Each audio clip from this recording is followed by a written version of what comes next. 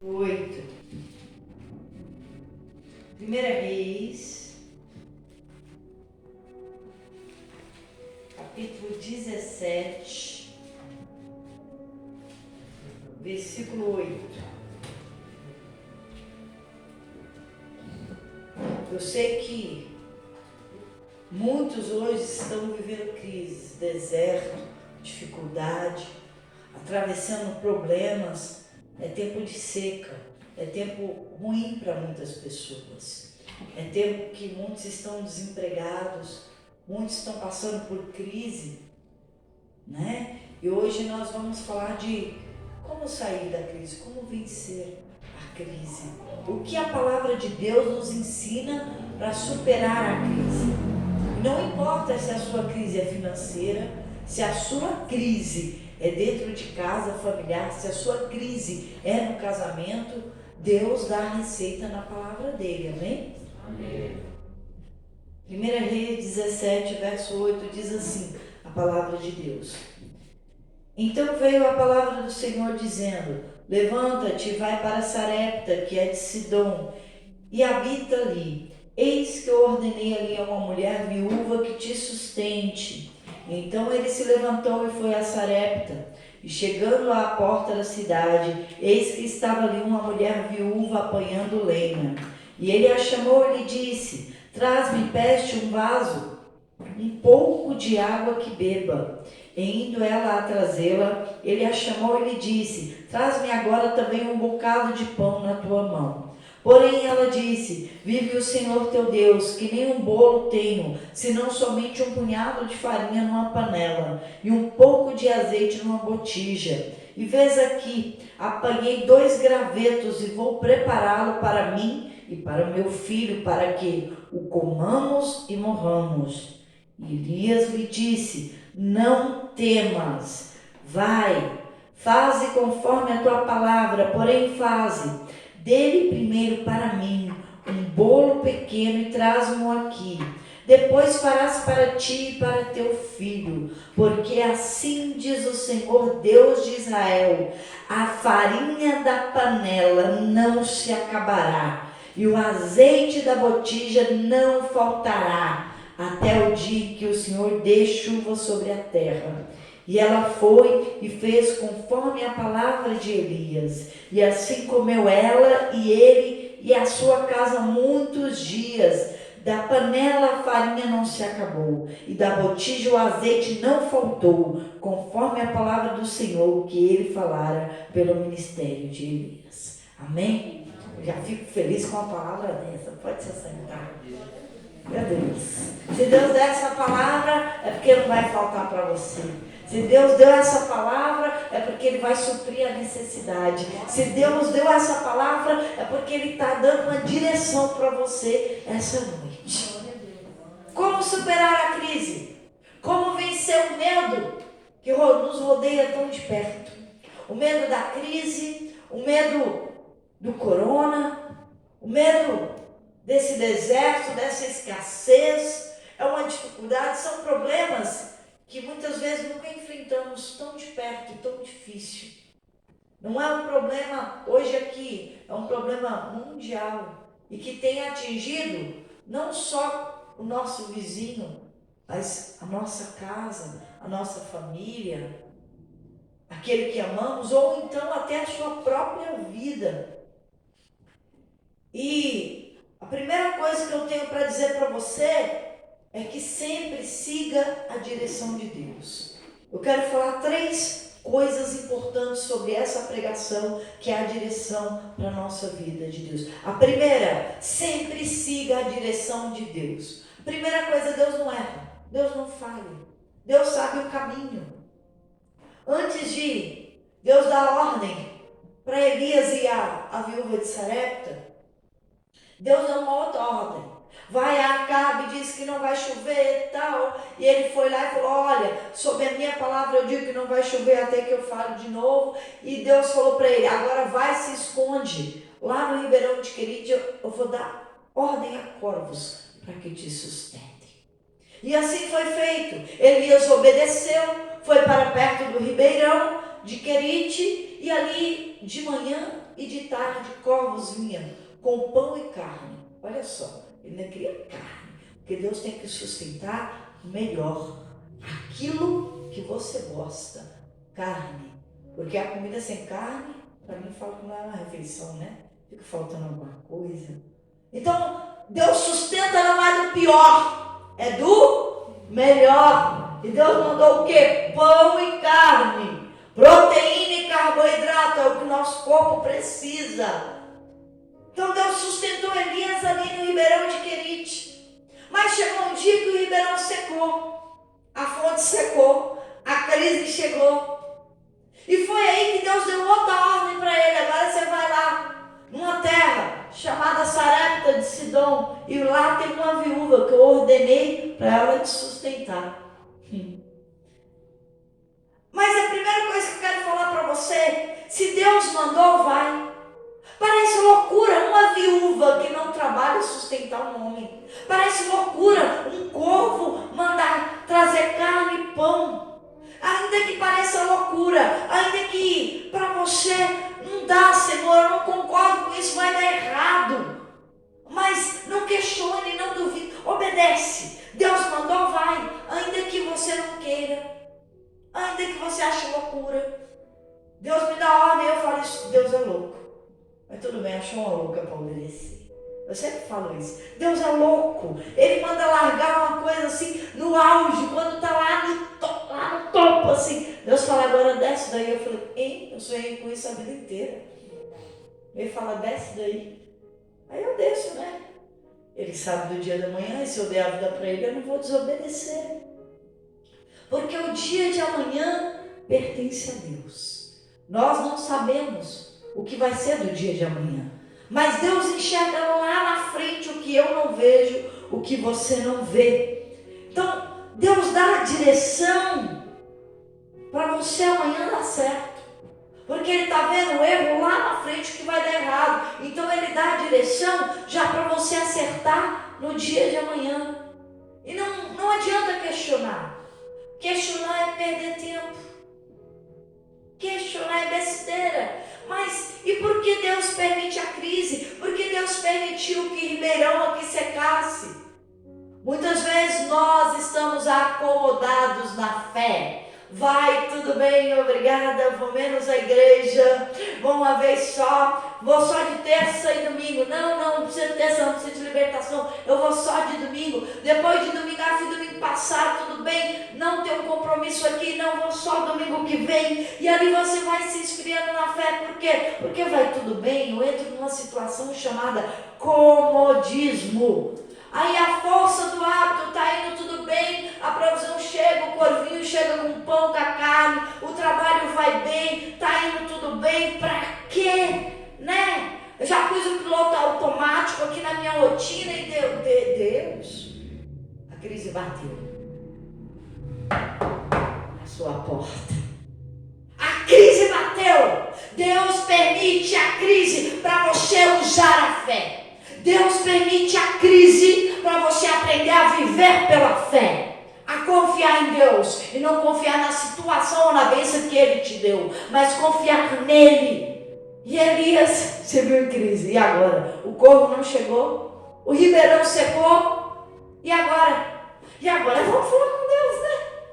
Quem sabe o caminho sabe vir, e quem sabe orar, vai à oração.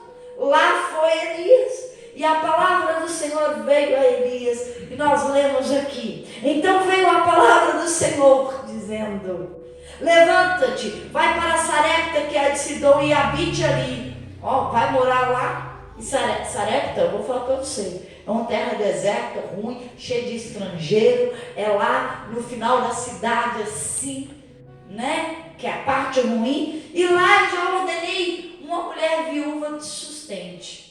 Eu fiquei pensando assim, eu acho que ele achou que a mulher viúva é pior do que o corvo. O corvo ainda vinha de manhã e de noite, a mulher vai trazer o que para comer?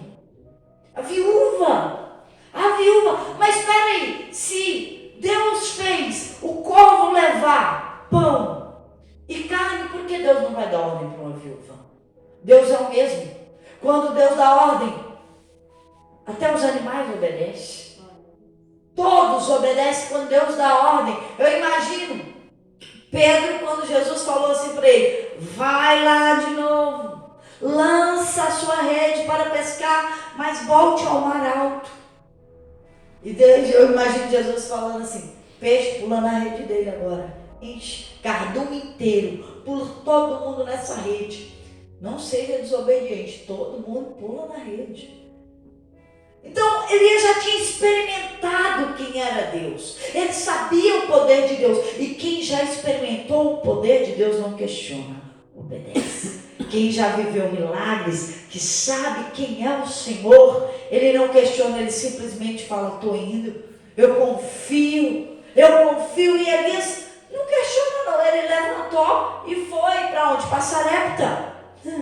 E quando chegou lá, tinha uma viúva se abaixando no chão, pegando 2 gravetos, 2 cavacos, 2 galinhos secos, pequenininho. A primeira impressão é que fica, sim, a primeira, a segunda, a terceira, a quarta, tudo que a gente vê fica na mente. Ele viu aquela mulher, viúva, catando cavaco. Mas não importa o que eu estou vendo, importa o que eu creio. Não importa o que eu estou vendo, importa o que Deus falou comigo. Numa terra seca, numa terra ruim, e a uma viúva mesmo. A outra coisa que eu quero ensinar para vocês: não ande por vista, pelo que você vê, ande por fé na palavra de Deus. Não ande por aquilo que está acontecendo agora, na sua visão. Ande pela fé na palavra de Deus. Porque a primeira intenção era: o que eu vou fazer aqui? Eu vou embora, coitada da viúva, coitada dessa mulher. E aí a mulher ainda pega e fala bem assim, olha só, ele chega perto e pede um copo d'água. Aí ela ia buscar e ele fala assim: me traz um pedaço de pão, me traz um pão também. Ela pega e vira e fala assim: eu não tenho nem um bolo, eu não tenho nada. O que eu tenho é um pouquinho de farinha na panela, um pouquinho de azeite na botija. Você viu? Eu peguei 2 cavacos para fazer um pequeno bolo para mim e para o meu filho. E depois nós vamos morrer. O que você faria se você ouvisse isso de alguém que você pediu água e pão? Primeira coisa que você falaria: meu Deus, que dó. Eu vou procurar um trabalho, vou ver o que eu faço, vou pedir, vou trazer para você. Ei, de dó o inferno está cheio. De dó a miséria vive. Eu quero dizer para você: viva da sua fé. Não tenha dó. Não tenha dó. Obedeça a palavra de Deus. Eu imagino que ele entrou em choque, mas mesmo em choque obedece. Mesmo em choque obedeça a ordem de Deus. Elias confiou na direção de Deus e disse para ela assim: eu adoro essa parte. Primeiro, não tenha medo. Não te assuste com o que eu vou te falar agora. Faz conforme a tua palavra. Pega lá a farinha, pega lá o azeite e faz um bolo. Mas primeiro para mim. Primeiro para mim, que representa a Deus. Primeiro a Deus. Primeiro a casa de Deus. Deus tem que estar em primeiro lugar. Depois você faz para você e para o teu filho. Porque tem uma promessa na sua vida. Se você colocar Deus em primeiro lugar. Se a primeira parte for de Deus, existe uma promessa. E essa promessa eu quero ler para vocês. Versículo 13. E Elias lhe disse: não temas. Vai e faze conforme a tua palavra, porém faze dele primeiro para mim um bolo pequeno, e traz-o aqui, depois farás para ti e para o teu filho, porque assim diz o Senhor, e diz para você: a farinha da panela não se acabará, e o azeite da botija não faltará. É Deus dizendo: se você for fiel a mim primeiro, eu sou fiel a você até o fim. Até o final da crise, até onde você precisar para te sustentar, para te suprir as necessidades. Vem com promessa. Deus nunca pede nada para você para não dar o melhor. Você nunca pode dar mais para Deus do que Deus tem para dar para você. Foi isso que Elias falou. Ele falou isso pelo quê? Pela fé. Porque ele acreditou, porque ele sabe quem é Deus, porque a palavra de Deus é viva e eficaz. Como assim, pastor, o que você está dizendo? A porta de emprego fechou? Está na lista negra? Está em crise? Está difícil? Quem trabalha por conta? A direção é confia em Deus e viva pela fé. Está desempregado? Agora é a oportunidade de ser empresário. Como assim? Todo mundo começa pequeno, é hora de recomeçar. É hora de reinventar, é hora de inovar, é hora de fazer alguma coisa para você. Até quando você vai enriquecer os outros com o seu trabalho? Até quando você vai enriquecer o outro com o seu trabalho? Você não sabe? Comece pequeno. Essa é a oportunidade. Não, mas eu quero uma porta. Fechou uma porta. Fechou a pequena, porque Deus tem uma maior para você. Enquanto você estiver agarrado na porta pequena, você nunca vai dar um passo para grande. Deus fecha a porta pequena para abrir uma maior. E se você estiver agarrado à pequena, você nunca vai para grande. Então é necessário fechar uma porta para você depender de Deus para chegar no que é grande. Pensa como Deus pensa. Porque se você estiver agarrado no pequeno, jamais você vai dar um passo para o grande. E naquilo que você está agarrado, é aquilo que você vai ser. Agarre-se a Deus e viva coisa extraordinária. Viva o melhor, dependa de Deus, não dependa de porta, não dependa de situação, não dependa de crise. Quando você depende de Deus, você é como o vento do Espírito. Aonde Ele soprar a direção que Ele der, você vai. Glória a Deus. E dá certo. Essa é a palavra de Deus. Eu vivo pela fé. E você precisa viver a fé na palavra de Deus. E a palavra de Deus, ela não falha. Terceira coisa que eu quero que você aprenda é obedecer a Deus e priorizá-lo em tudo. Deus deve estar em primeiro lugar na sua vida e principalmente nas suas finanças. Se eu quero uma vida financeira abençoada, Deus tem que ser o primeiro, porque é Ele que me abençoa. A primeira parte tem que ser com Deus, porque quando cai ou o salário, ou o seu ganho, ou o que você tem, o que você faz? Você divide prioridade. Normalmente a pessoa põe aluguel, financiamento, água, luz, comida. Aí depois supérfluo, cartão de crédito, roupa, cosmético. Progressiva, mulher, progressiva. E Deus? Vixe, Deus não sobrou aqui. Deus não quer o seu resto. Ou Ele é o primeiro ou Ele é nada para você. O seu resto mal entra como oferta para sustentar a casa de Deus. Agora, como prioridade. Porque se você priorizar, Ele vai priorizar você. Se você dá importância para Ele, você vai ser importante para Ele. Porque Deus é justo. Ele fala na palavra dele: aquele que me honrar, eu o honrarei. Da honra é dar o primeiro lugar. A primeira parte. Se você honra a Deus, Deus vai te honrar. Essa mulher escolheu ouvir a Elias e honrou a Deus primeiro. E quando ela honrou, não faltou mais. Multiplicou. Quando ela honrou, não faltou azeite. Aqui nós lemos: da botija o azeite não faltou, e da panela a farinha não se acabou, não se acaba, não falta, a porta não fecha, a oportunidade é para você. As bênçãos do Senhor te seguem e te alcançam. Em tempos de crise você é sustentado, em tempo de abundância você tem para dar, para emprestar. Não falei para vender, é para dar e para emprestar. E para suprir a necessidade do outro. Em tempos de crise, você não passa necessidade. Em tempos de crise, o Senhor é contigo. É Ele que sustenta, Ele é dono do mundo, Ele é dono de tudo. A sua parte é obedecer a Deus e colocar Ele em primeiro lugar em todo o tempo. Em tempo bom e em tempo ruim. Porque em tempo bom é difícil. Em tempo ruim a gente só prioriza para ver se colhe depois. E quando colhe, esquece do Senhor. É mais difícil obedecer quando tudo vai bem. É por isso que Elias faltou para ele a água. É quando tudo vai bem, parece que quem puxa o nosso tapete é Deus. Para quê? Para você parar de dormir e Ele puxar você e você caminhar de novo na fé.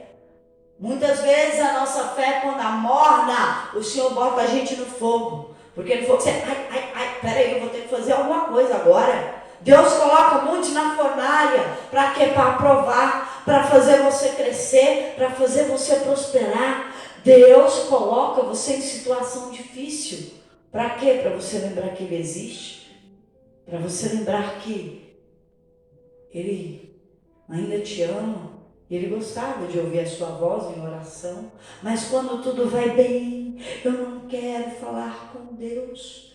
Mas e obedecer a Deus? Que dificuldade quando tudo vai bem. Quando tudo vai mal, a gente atenta os ouvidos para saber qual é a direção. A direção de Deus é a certa. Ele não erra. E você só obedece quem você considera. Obedece o pai e a mãe porque tem consideração. O filho desobediente não respeita o pai nem a mãe, não tem consideração nenhuma. Por isso é desobediente. Mas o que é obediente é porque ele ama, porque ele considera e porque ele respeita. E se você ama a Deus, você obedece. Se você confia em Deus, você obedece. Se você acredita na palavra de Deus, você não duvida. Você obedece a palavra de Deus. E Deus tem que estar em primeiro lugar todos os dias da sua vida, como na minha vida. Como assim? Ao acordar, eu já apresento o meu dia a Deus. Já apresento a minha vida, apresento a minha oração, apresento a minha mente, apresento a minha agenda. Deus tem que começar o dia comigo. E a viúva fez isso. Quando ela ouviu o homem de Deus falar, ela foi lá dentro, fez o bolo. Levou primeiro para o homem de Deus. E depois, quando ela voltou, a farinha da panela multiplicou. Quando ela voltou, o azeite multiplicou. Porque é promessa de Deus. Eu não sei de onde, mas eu sei que vai multiplicar. Eu não sei de onde, mas vai sair água da rocha. Eu não sei de onde, mas vai ter que mudar coração de pedra. Eu não sei de onde, mas o que foi com um pé vai ter que voltar com os dois pés.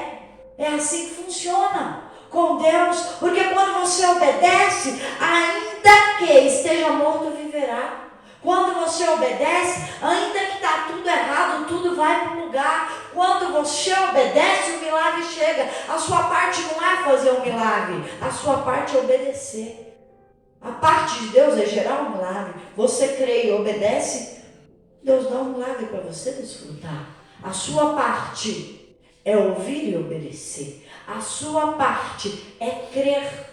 Ainda que esteja tudo difícil, ainda que você não esteja vendo um caminho, o caminho é a obediência à palavra de Deus. E o que eu disse aqui hoje? Quero falar que eu disse que a primeira coisa que eu disse é: siga a direção de Deus. A segunda coisa que eu disse é: não ande por vista, mas ande por fé. Terceira coisa que eu disse: obedeça a Deus e coloque Ele em primeiro lugar. Esse é o segredo do sucesso. Esse é o segredo para dar certo. Deus tem que estar em primeiro lugar na sua vida. Você precisa obedecê-lo. Você precisa andar pela palavra, não pela situação. Quando você faz isso e ouve a Deus, não tem como dar errado. Porque eu sempre digo: quem tem Deus, tem tudo. Crê no Senhor, seu Deus, você vai estar seguro de tudo. Tudo. Da morte, dos perigos. Quando você crê em Deus, creia nos profetas, na palavra que sai do altar, e prosperareis. Não tem como dar errado. Se você obedecer, não tem como dar errado. Amém? Amém. Fala aí: eu creio. Eu creio. Eita glória, eu também creio. Fique de pé, você que pode. Nós vamos colocar adiante.